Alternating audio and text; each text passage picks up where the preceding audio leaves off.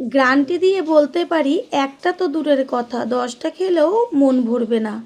এতটাই টেস্টি হয় খেতে, মুখে দেওয়ার সাথে সাথেই গলে যাবে, তাও আবার সম্পূর্ণ তেল ছাড়া। নমস্কার বন্ধুরা, শ্বশুর বৌমা রান্নাঘর অ্যান্ড ব্লগ চ্যানেলে সকলকে স্বাগত। সকালের ব্রেকফাস্ট বা রাতের ডিনারে এরকম যদি হেলদি একটা রেসিপি পাওয়া যায়, তাও আবার চটজলদি তৈরি হয়ে যায়, তাহলে তো কোনো কথাই থাকবে না। রেসিপিটি কি করে তৈরি করব সেটাই দেখে নেওয়া যাক। সবার প্রথমেই এইখানে আমি 1 কাপ পরিমাণ সুজি নিয়েছি, আর একটা বড় বোলের মধ্যে সুজিটাকে ঢেলে দেব। আলাদা একটা বাটির মধ্যে নিয়েছি ওই কাপেরই 1 কাপ পরিমাণ গোবিন্দভোগ চাল। এখানে আপনারা আতপ চালও দিতে পারেন, তবে গোবিন্দভোগ চালটা দিলে ভীষণ টেস্টি হয়। এর মধ্যে জল দিয়ে দিলাম। এবার সুজির মধ্যে দিয়ে দিচ্ছি, যেই কাপের পরিমাণ সুজি দিয়েছি সেই কাপের পরিমাণই 1 কাপ পরিমাণ দুধ। এইখানে আমি 1.5 কাপ দুধ ব্যবহার করব। প্রথমে 1 কাপ দিয়েছি, তারপরে একটু চামচ দিয়ে মিশিয়ে নেব। 1 কাপ পরিমাণ সুজির জন্য 1.5 কাপ পরিমাণ দুধের প্রয়োজন। কারণ এই যে দুধটা দিয়ে সুজিটাকে ভিজিয়ে রাখলাম, এটা 1 ঘন্টা মতো রেখে দিলে সমস্ত দুধটাই সুজির মধ্যে টেনে নেবে। আর এইখানে গোবিন্দভোগ চালটাও জলে ভিজানো রয়েছে, এটাও নরম হয়ে যাবে। দুটোই ঢাকনা চাপা দিয়ে দেব। 1 ঘন্টা বাদে ফিরে এসে ঢাকনাটা সরিয়ে দিয়ে দেখিয়ে দিচ্ছি যে কতখানি দুধ দিয়েছিলাম, কতটা পাতলা ছিল। তারপর সমস্ত দুধই সুজির মধ্যে টেনে গেছে। সুজি যদি হাতের কাছে দুধ বা টক দই না থাকে, আপনারা জল দিয়েও ভিজিয়ে রাখতে পারেন, তবে দুধ দিলে ভীষণ টেস্টি হয়। চালটাকে 4-5 বার জল দিয়ে ধুয়ে নিয়েছি। এবার মিক্সিং জারের মধ্যে সমস্ত সুজিটাকে তুলে দেব। গোবিন্দভোগ চাল, সমস্ত চালটাই দিয়ে দেব। আর দিয়ে দেব মিষ্টির জন্য চিনি। চিনির পরিমাণটা আপনারা বুঝে ব্যবহার করবেন। সুজি যেহেতু একদমই দুধটা টেনে গেছে, সেই কারণে আর 1/2 কাপ পরিমাণ দুধ এর মধ্যে দিয়েছি। ভালো করে সমস্তটাই পেস্ট করে নিয়েছি।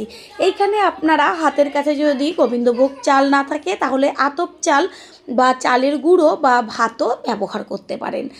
দেব স্বাদের জন্য পরিমাণ মতন লবণ। এখানে ছোটো চামচের 1 চা চামচ লবণ দিয়েছি, আর বড় চামচের 1 চা চামচ পরিমাণ বেকিং পাউডার দিয়েছি। এইখানে আপনারা বেকিং পাউডার না থাকলে বেকিং সোডা বা ইনো ব্যবহার করতে পারেন। একটা হ্যান্ড উইস্ক নিয়েছি, তারপর ভালো করে ব্যাটারটাকে ফেটিয়ে নেব। বেকিং পাউডারটা আগে ব্যবহার করবেন না, যখন তৈরি করবেন ঠিক তখনই ব্যবহার করে এরকমভাবে ফেটিয়ে নিয়ে সাথে সাথে তৈরি করবেন।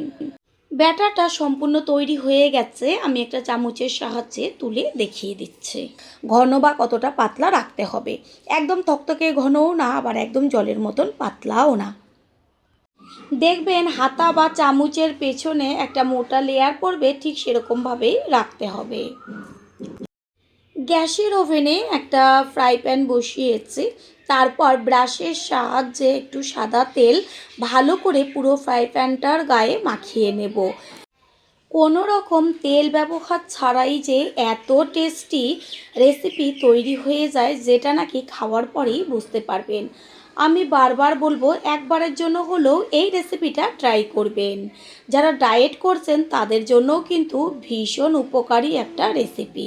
ডুবো হাতার সাহায্যে 1 হাতা ফ্রাই প্যানের ওপরে দেওয়া মাত্রই দেখা যাচ্ছে পুরোটা কত সুন্দর একদম জালিদার হয়ে গেছে।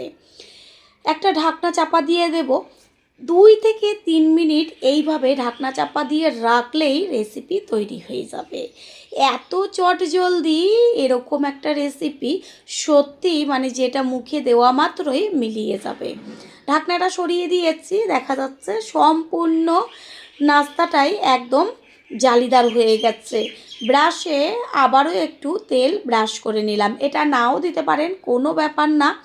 নিচের পিঠটা হয়ে গেছে, উল্টে দেব ওপরের পিঠটা হবার জন্য। পুরনো বন্ধুদের সবসময় আমাদের পাশে এইভাবে ভালোবেসে থেকে এগিয়ে নিয়ে যাবার জন্য অনেক অনেক ভালোবাসা। আর কোনো রকম তেল ব্যবহার করব না। ওই যে একবার ব্রাশ দিয়ে মাখিয়ে নিয়েছি, এটা দিয়েই সম্পূর্ণ রেসিপিটাই তৈরি করে ফেলবো।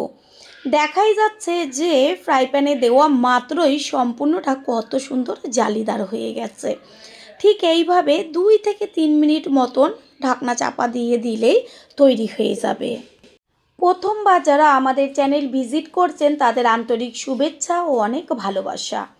আমাদের রেসিপিগুলো যদি ভালো লেগে থাকে সাবস্ক্রাইব করে দেওয়ার অনুরোধ রইল ও পাশে থাকা বেল আইকনে ক্লিক করলে পরবর্তী ভিডিওগুলো সবার আগে আপনাদের কাছে পৌঁছে যাবে। 2-3 মিনিট বাদে ঢাকনাটা সরিয়ে দিয়েছি, ব্রাশ দিয়ে একটু সাদা তেল ওপরে ব্রাশ করে নিচ্ছি। যেহেতু আমি আর কোনো রকম ব্রাশ করিনি তাওয়াতে, সেই কারণে ওপরটা একটু তেল দিয়ে ব্রাশ করে নিয়েছে। নিচের পিঠটা হয়ে গেছে, এবার উল্টে দেব ওপরের পিঠটা হবার জন্য। এইভাবে এপিট ওপিট করে তৈরি করে নেব সমস্তগুলো।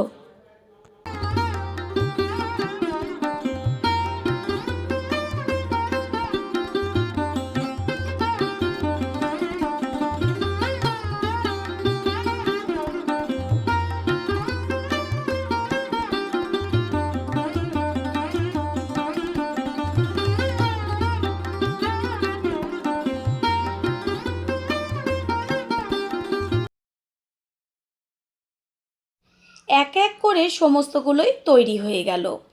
যেমন নরম তুলতুলে তেমন জালিদার।